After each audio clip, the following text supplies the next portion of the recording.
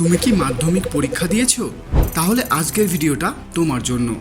কারণ আজকের ভিডিওতে আমরা জানব মাধ্যমিক খাতা দেখার গোপন রহস্য।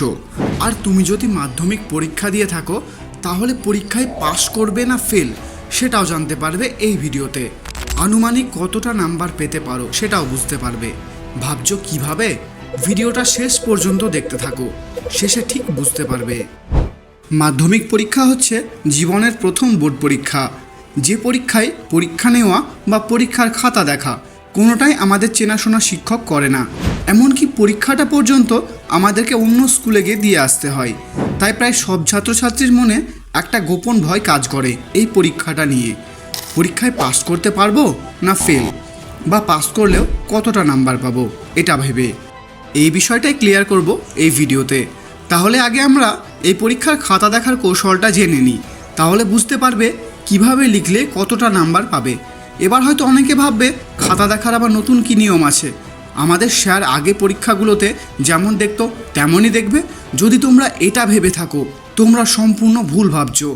এই পরীক্ষাটা দিতে যেমন তোমাদেরকে স্কুল পাল্টাতে হয়, তেমনই শিক্ষকদের খাতা দেখার নিয়মটাও পাল্টাতে হয়।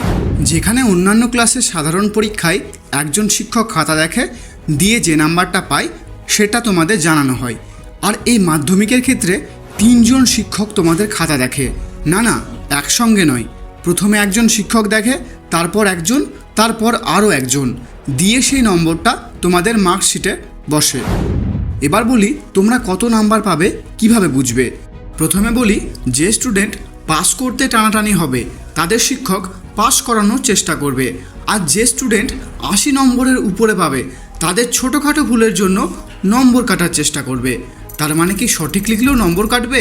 না, শিক্ষকরা তো তাদের শত্রু নয়, শুধু তাদের খাতাটা একটু ভালোভাবে দেখে। 3 জন শিক্ষক খাতা দেখে এটা তো জানতে পারলে। এবার বলি তারা খাতা কিভাবে দেখে এবং কিভাবে নাম্বারটা বসায়। আমরা জানি পরীক্ষার প্রশ্ন 1 মার্ক, 2 মার্ক, 5 ও 10 মার্কের হয়ে থাকে। এখানে 1-2 মার্কের প্রশ্নে উত্তর সঠিক দিলে সম্পূর্ণ নম্বর পাবে, কিন্তু 5 ও 10 মার্কের প্রশ্ন দেখার বিষয়টা সম্পূর্ণ আলাদা। 5 ও 10 মার্কের প্রশ্নে উত্তরগুলো অনেকটা বড় হয়, আর একটি শিক্ষককে অনেকগুলো খাতাও দেখতে হয়। ফলে তার বড় প্রশ্নগুলো ভালোভাবে পড়ে দেখার সময় থাকে না, শুধু লিখলেই নম্বর বসিয়ে দেয়।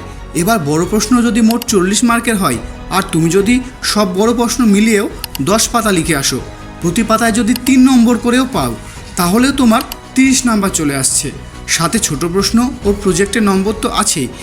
এবার বুঝতে পারছো তো, বেশি নম্বর পেতে হলে বেশি বেশি পাতা লিখে আসতে হবে। যদি উত্তর জানা থাকে তাহলে সঠিক লিখবে, যদি না জানা থাকে তাহলে ওই সম্বন্ধে যা পারবে লিখে আসবে। সোজাভাবে বলতে গেলে পরীক্ষায় নম্বর দেওয়ার জায়গা রেখে আসতে হবে, না হলে সাদা খাতায় টিক দিয়ে তো আর নাম্বার বসানো যায় না। এইবার তোমরা নিজের মতো ক্যালকুলেট করে নাও তোমরা কেমন লিখেছো আর কত নম্বর পাচ্ছ। কমেন্টে অবশ্যই জানাবে কে কত নম্বর পেতে পারো। আর আমার চ্যানেলটিকে সাবস্ক্রাইব করে নাও এই রকম ইনফরমেটিভ ভিডিও পাওয়ার জন্য। ধন্যবাদ।